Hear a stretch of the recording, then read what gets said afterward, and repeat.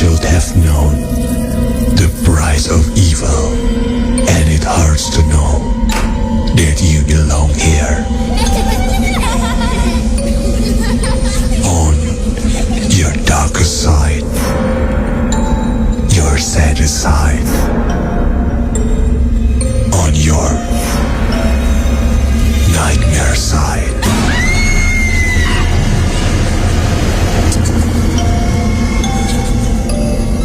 Nightmare Side, setiap hari Kamis, malam Jumat, jam 10.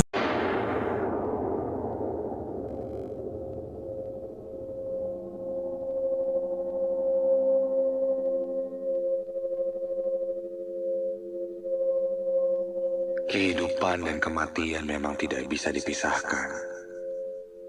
Ada yang lahir, dan ada yang meninggal setiap harinya. Kita tidak pernah tahu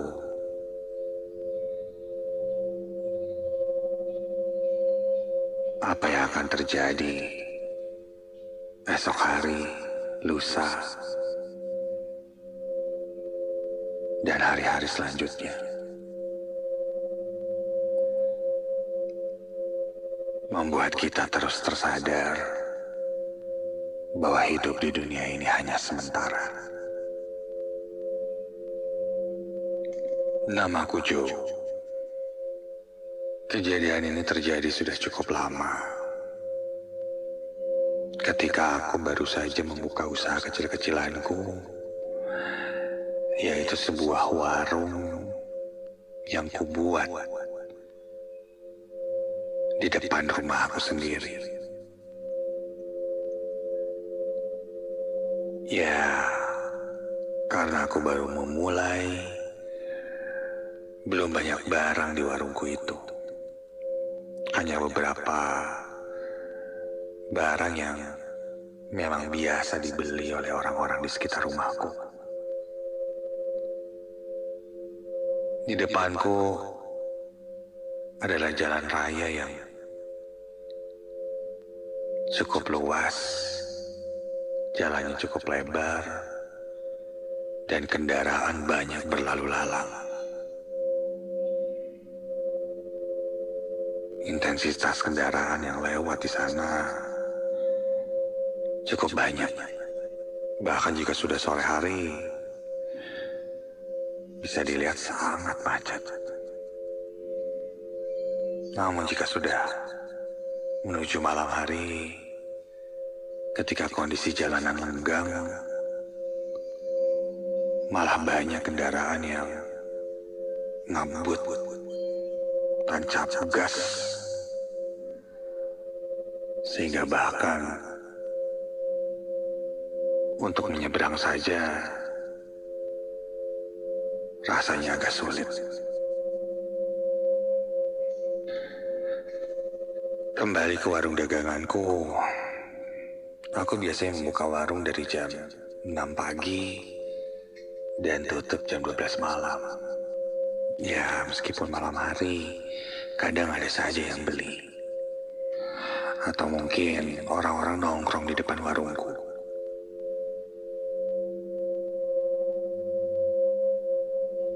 Dan kejadian seram yang terjadi adalah saat aku baru saja membuka warung ini sekitar 3 hari.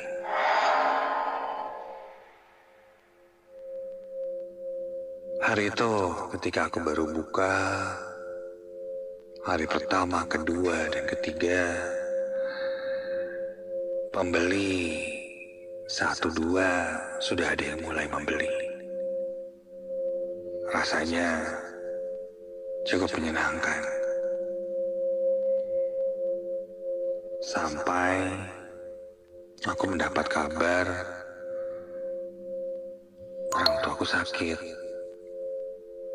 sehingga terpaksa aku menutup warung lebih awal, sekitar jam 5 sore saat itu, untuk menjenguk ibu. Aku bersama keluargaku pun berangkat menuju rumah ibu yang jaraknya memang tidak terlalu jauh. Aku menggunakan sepeda motor dan langsung berangkat ke rumah ibu. Singkat cerita, setelah menjenguk ibu, sekitar jam 9 malam aku pulang ke rumah. Saat itu kondisi jalan sudah sepi dan satu dua kendaraan melaju sangat cepat. Sampai di rumah, istriku bertanya, apakah warung akan dibuka?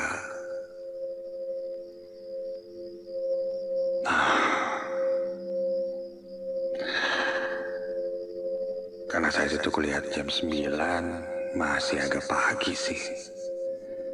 Aku bilang akan buka. Tapi saat itu aku tidak buka semua kayu penutup warung. Namun hanya setengahnya saja.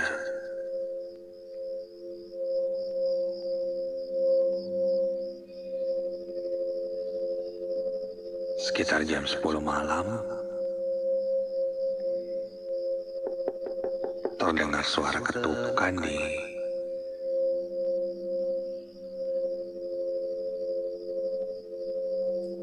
pintu kayu depan warungku. Punten, kira-kira seperti itu suara yang kudengar dari arah luar. Aku bergegas menuju ke arah warung untuk menemui pembeli itu. Kulihat ada seorang laki-laki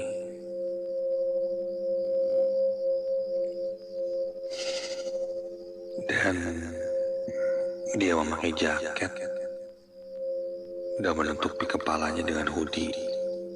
Jaket itu. Beli apa? Orang tersebut terlihat diam menunduk. Kepalanya bergerak ke kiri ke kanan seperti kebingungan. Kenapa? Lalu terdengar agak parau. Dia bilang, "Saya mau minta tolong."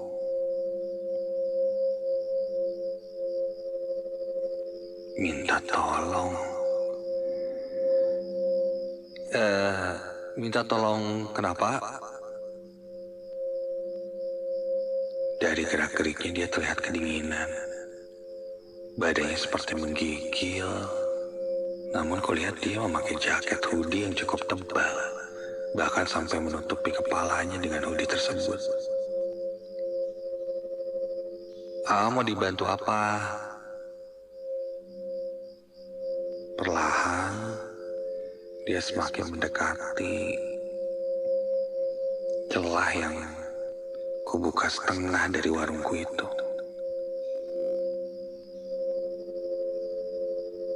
Dia mendekatkan wajahnya, dan ketika dia menengadah ke arahku, astaga!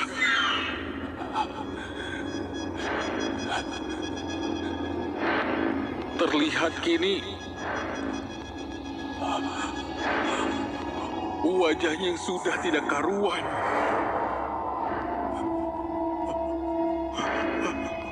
Sebagian wajahnya terlihat sudah tidak wajar. Dan dia berkata, "Tolongin cari bola mata saya."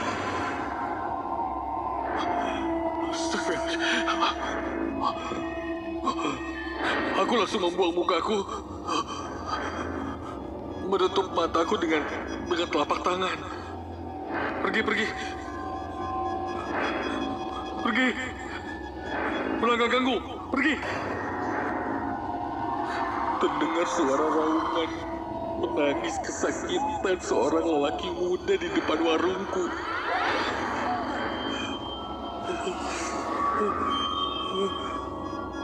Mendengar aku yang cukup berteriak, Istriku pun datang dan bertanya kenapa. Dan ketika dilihat, sosok itu sudah tidak ada.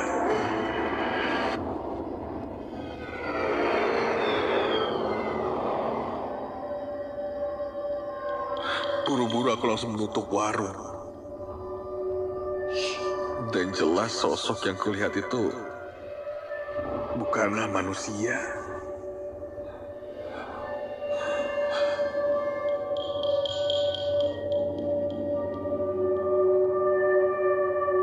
Keesokan harinya, ketika aku membuka warung, aku baru sadar di depan rumahku, tepat di pinggir jalan, ada tanah yang terlihat seperti menutupi sesuatu. Aku lalu bertanya, ini bekas apa? Ke salah satu tetanggaku yang ada di sebelah. Lalu dia bilang, kemarin ada kecelakaan.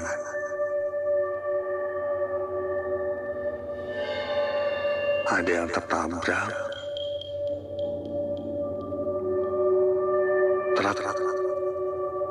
Dan jasadnya mental sampai ke situ.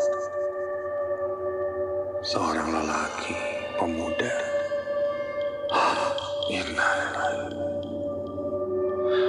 Mendengar itu bulu kuduku berdiri merinding.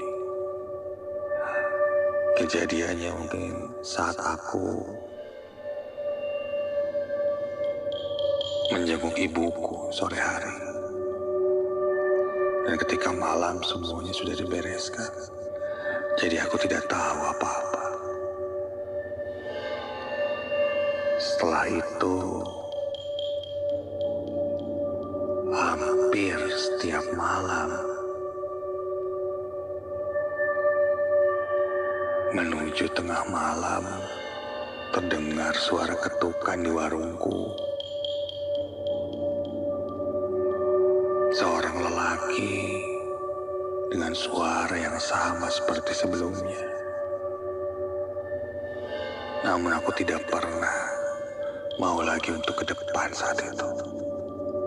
Karena aku tahu pelangganku itu bukanlah manusia dan aku tidak bisa membantu apa-apa.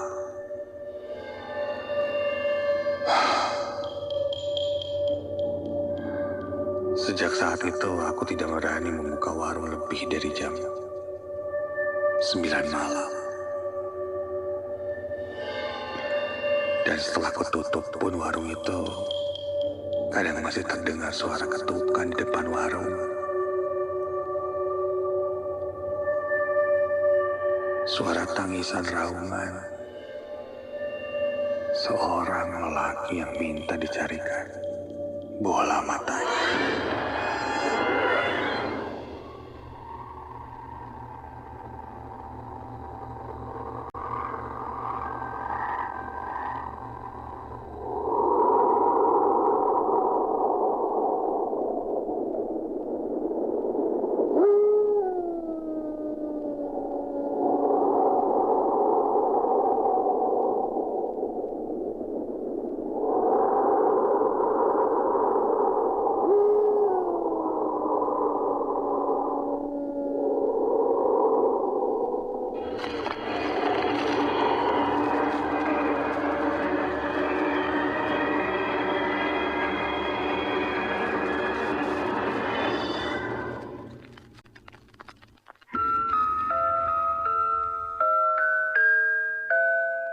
Kejadian ini terjadi beberapa tahun yang lalu,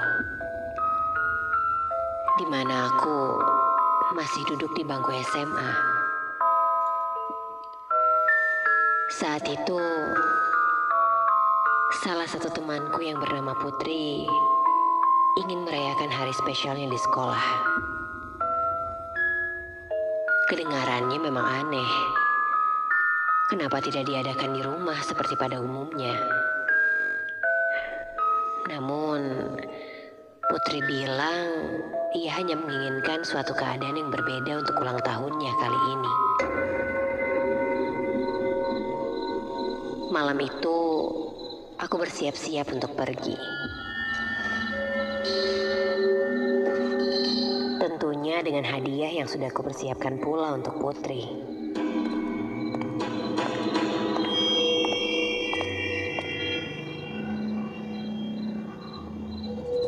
Sekitar jam 7 malam, acara pun dimulai. Dengan segala susunan acara yang sudah diatur sebelumnya. Ruangan aula yang dijadikan tempat diadakannya acara didekor sedemikian indah. Dan acara pun berakhir sekitar jam 8 malam.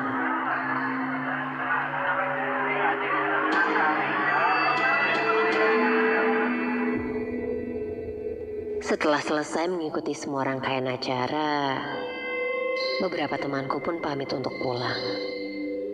Namun, ada pula yang masih mengobrol dan juga nongkrong di area sekolah. Salah satunya, aku. Entah kenapa, aku merasa masih ingin bermain dan berkumpul bersama teman-temanku yang lain. Padahal tadi, saat acara masih berlangsung, orang tuaku mengingatkanku untuk jangan pulang terlalu malam.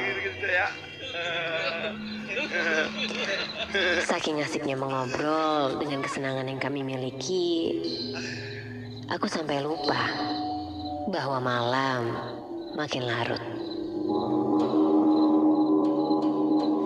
Jam sudah menunjukkan pukul 10:30 malam. Lalu, salah satu temanku bertanya kapan aku akan pulang.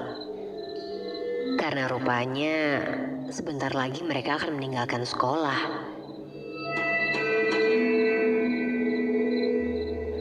Aku meminta mereka untuk menunggu sebentar. Karena tiba-tiba saja perutku sakit dan ingin ke toilet sebentar. Bentar, ke toilet dulu ya. Dengan langkah terburu-buru, aku pun sampai di toilet dan hendak buang air.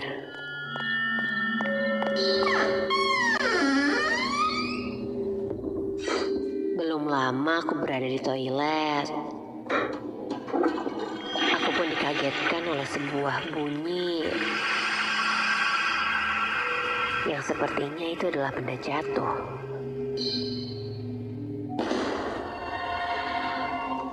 Aku memanggil seseorang. Siapa tahu itu teman perempuanku yang masuk ke toilet. Hei, siapa tuh?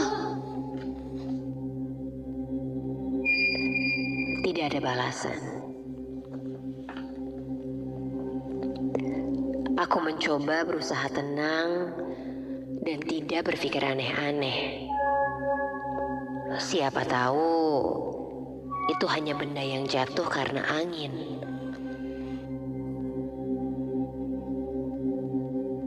Tak lama kemudian, ada bunyi air dari wastafel.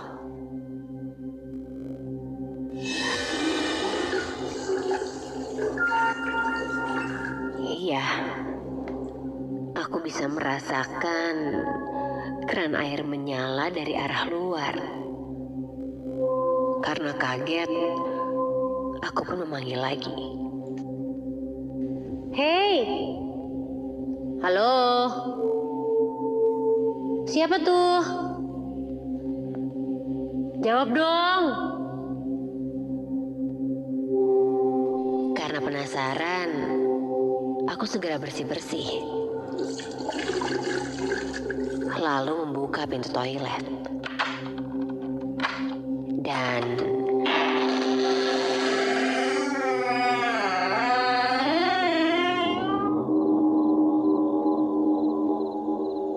aku tidak menemukan siapapun kecuali seekor kucing kecil yang berada di wastafel. Oh, kamu ternyata kucing kecil. Ngagetin aja. Gendong dulu sini ah. Aku pun mendekati kucing itu dan berusaha menggapai tubuhnya yang mungil dan lucu. Namun, saat aku memegangi kucing itu, aku lihat matanya seperti sedang ketakutan. Ya, aku tidak mengerti mengapa napasnya seperti tidak beraturan saat masih di pangkuanku. Dan tak lama, ia pun menghentakkan badannya lalu melompat dari pangkuanku. Ia lari terbirit-birit, dan aku masih tak mengerti.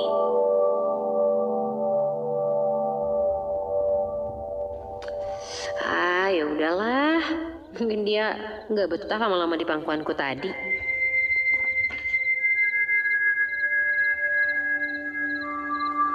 Namun, aku teringat kembali dengan suara keran air yang sempat tiba-tiba menyala tadi. Aku memeriksa keran itu dan sepertinya tidak ada masalah. Aneh. Aku pun hendak keluar dari toilet. Tapi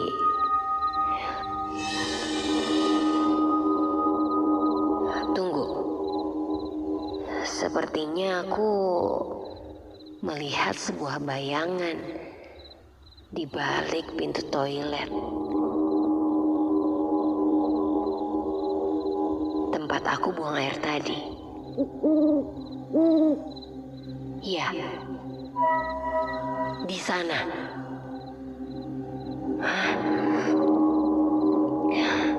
Siapa itu? Sepertinya hanya aku saja yang berada di sini. Rasa penasaranku berubah menjadi rasa takut. Aku tidak berani mendekati pintu toilet itu, dan aku pun segera keluar.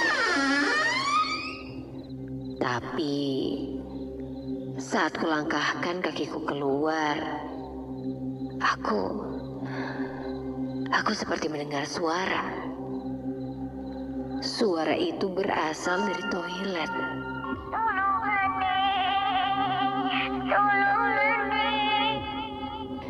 Ya, toilet tempat bayangan hitam tadi muncul.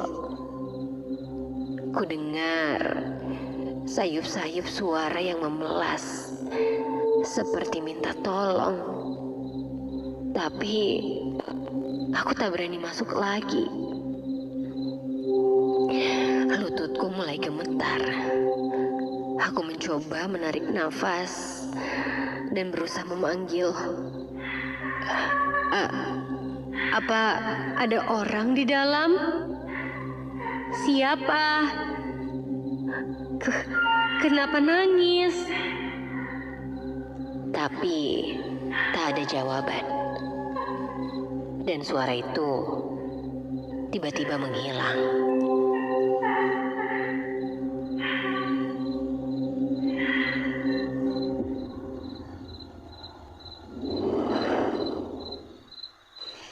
Dengan perasaanku yang ketakutan, aku berusaha menenangkan diriku.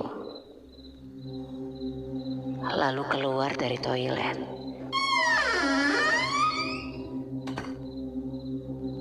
Sesampainya di luar, aku sudah ditunggu oleh teman-teman. Mereka bertanya, kenapa aku lama sekali. Tapi aku seakan tak bisa berkata apa-apa, hanya terdiam terpaku. Sampai akhirnya mereka pun mengantarku untuk pulang.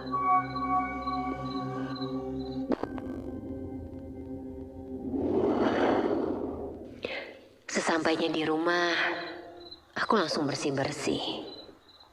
Dan setelah itu, kurebahkan badanku di atas ranjang.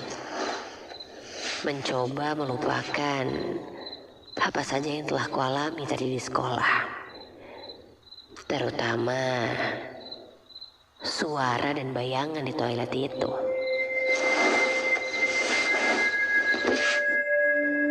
Belum lama aku melepaskan semua itu dari pikiranku. Aku dikagetkan oleh sebuah bunyi benda yang jatuh dari arah meja belajarku.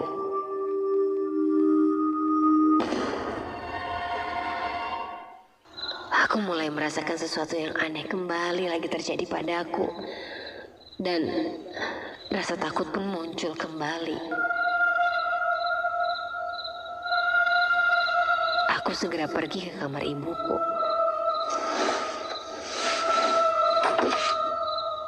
Rasanya aku ingin tidur di sana malam ini. Saat aku beranjak ke lantai bawah, aku seperti melihat ada orang di bawah dekat tangga. Kurasa itu ibuku. Aku pun mendekatinya. Ibu terlihat berdiri membelakangiku. Bu, ngapain di sini? Kok belum tidur?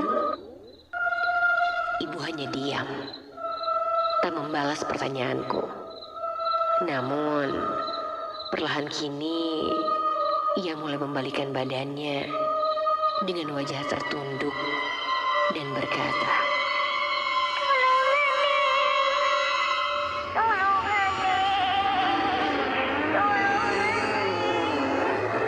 "Astaga, yang aku lihat ternyata bukan ibu, melainkan sosok wanita tua menyeramkan dengan rambut yang menjuntai sangat panjang menutupi sekujur tubuhnya. Kulitnya hitam seperti terkena luka bakar. Matanya merah. Aku tak tahu sosok apa yang ada di depanku ini. Aku mencoba berteriak, tapi aku tidak bisa mengeluarkan suaraku. Aku seperti tercekik dan seketika kepalaku pusing. Sampai akhirnya aku tidak ingat apa-apa lagi. Ketika tersadar, aku sudah berada di dalam kamar. Ibuku bilang, aku ditemukan pingsan di dekat tangga. Aku langsung menceritakan semuanya pada orang tua dan teman-temanku di sekolah.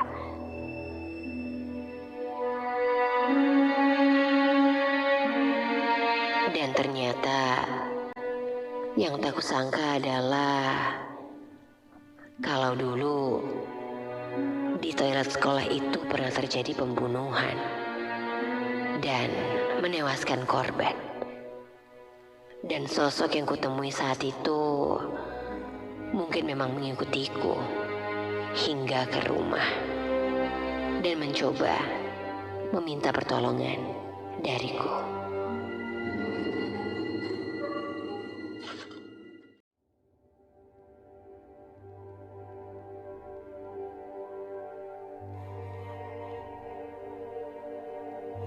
Namaku Denny. Ini pengalamanku yang terjadi sekitaran tahun 2012. Saat itu aku masih tinggal bersama orang tua aku di daerah Dago.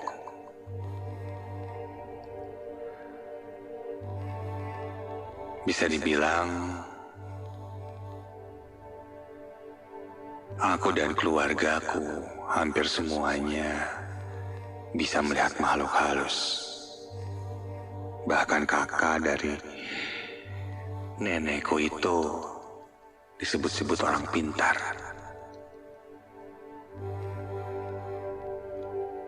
Pada awalnya aku tidak percaya dengan hal yang seperti itu dan sangat penakut. Kalau orang Sunda bilang sih berangan.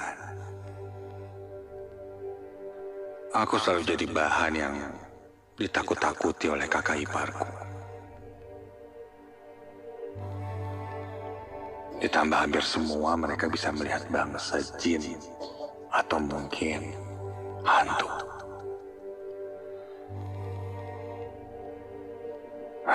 Namun saat itu mungkin kemampuanku belum sepeka mereka. Aku akan sangat percaya ketika melihatnya secara langsung.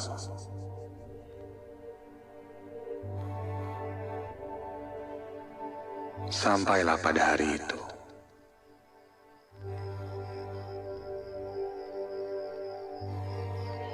Ada sebuah kegiatan Karang Taruna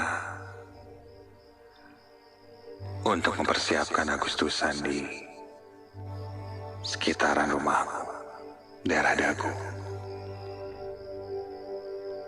Dan selalu ada lomba perapihan gapura. Dan saat itu, aku kebagian membantu teman-temanku untuk melukis gapura. Kami pun mulai mendesain apa yang akan kami lukis di gapura itu. Ada yang menggambar Garuda, ada yang menggambar bambu runcing.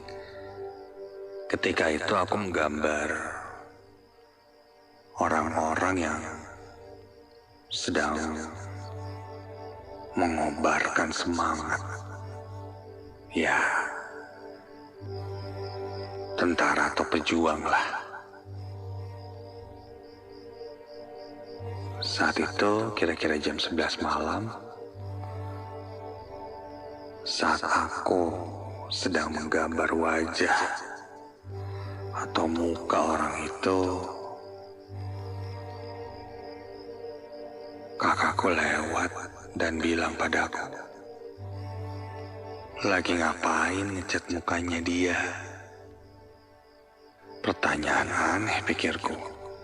Aku kan sedang menggambar wajah seorang pejuang ya harus diwarnai dengan cat. Kakak iparku yang lewat saat itu dan bilang seperti itu melihatku dan tertawa. Aneh. Aku tidak terlalu ambil pusing. Setelah selesai semuanya, kira-kira jam 1 malam, aku pun pulang. Sampai di rumah, aku duduk di ruang tamu, mengambil air minum, dan meneguknya. Sangat lelah sekali malam itu. Kebetulan saat itu, Bapak sedang tidak ada di rumah. Hanya ada adik dan ibu saja.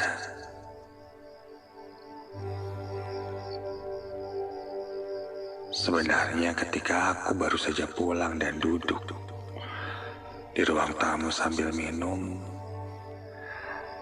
aku mendengar ada suara yang aneh.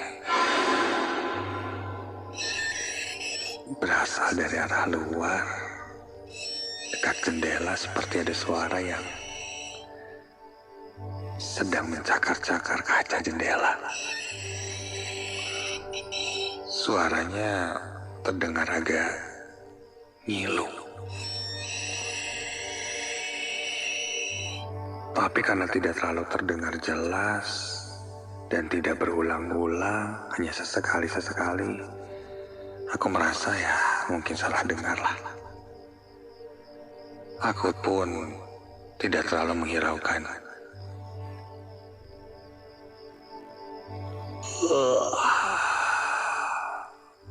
Aku pun merebahkan diriku di ruang tamu itu di atas sofa.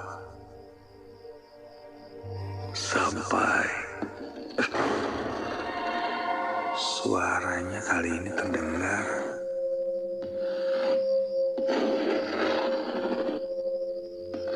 terasa lebih dekat. Seperti orang sedang mencakar-cakar tembok kali ini.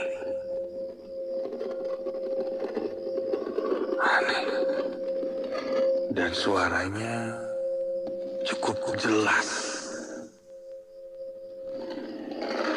Seperti ada yang menggaruk tembok dengan kuku. Aku coba mendengarkan dengan seksama sambil mencari arah suara itu.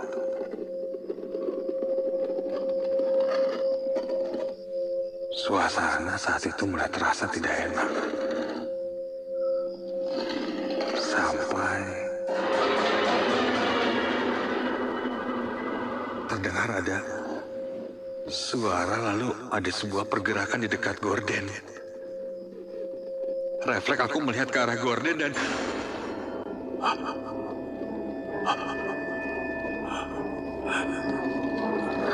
jelas, namun sangat jelas terlihat sebuah bayangan wajah dengan taring di giginya yang panjang dan matanya merah. Rambutnya panjang, berundak-undak seperti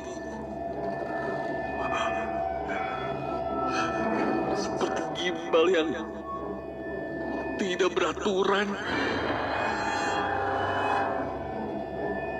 Dan di sisi gigi taring yang panjang itu ada lidah yang menjulur.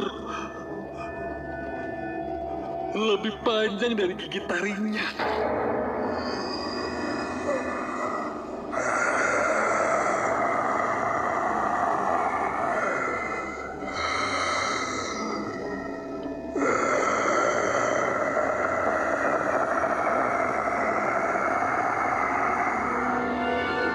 Dan terdengar suara cakaran itu dari sosok itu. Kontan aku langsung berteriak dan membangunkan ibu dan adikku. Aku langsung masuk ke kamar ibu dan adik yang sedang tidur bersama saat itu. Ketika aku bangunkan, ibu pun mendengar suara cakaran di tembok itu dan suara geraman dari sosok itu.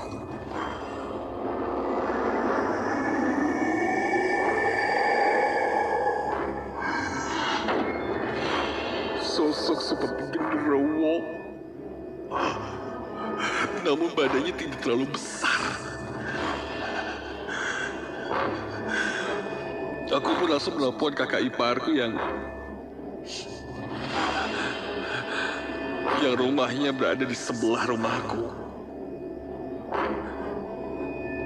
Ceritakan ada kejadian ini di rumahku itu. Tak lama terdengar suara kakak iparku datang, membuka pintu rumah, membaca doa seperti mengusir sesuatu.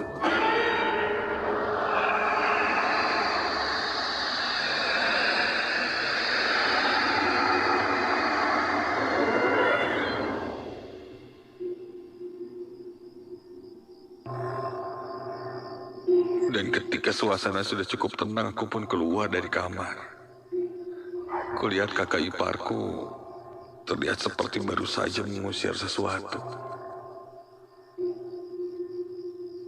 Lalu dia bilang bahwa sosok yang datang ke rumahku itu adalah sosok yang tadi ada di Gapura. Sempat kakak iparku